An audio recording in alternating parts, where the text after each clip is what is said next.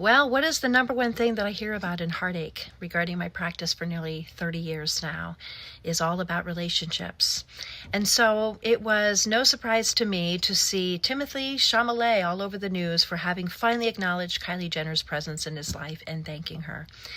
This is one of the things that I am so sick and tired of hearing the same storyline about how women in some way, shape, or form need to be validated by their male partnerships or relationships. And this is probably having a lot to do with why there is such a kickback in terms of in our country regarding relationships in general, is that women are just tired of being the sidekick to the main story, especially since most women have been proven through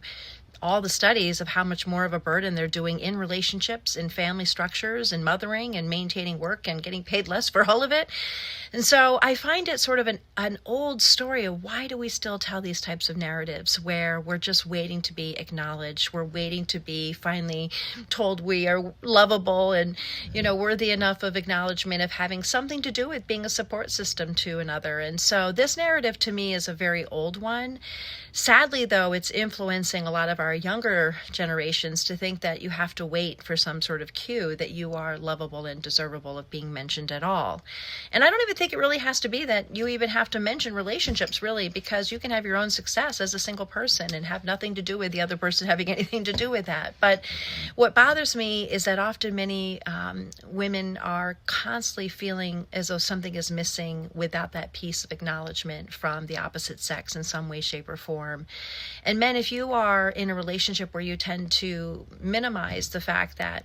a woman's value in your life has nothing more to do than what she looks like or what she's providing for you in the bedroom, and not necessarily seeing, and especially in marriages today, seeing the breadth of responsibility that is falling mostly in proportionately to women. I'm not knacking that there are certainly exceptions to that regarding single parent dads and things like this, but in general, we are still way behind schedule of acknowledging the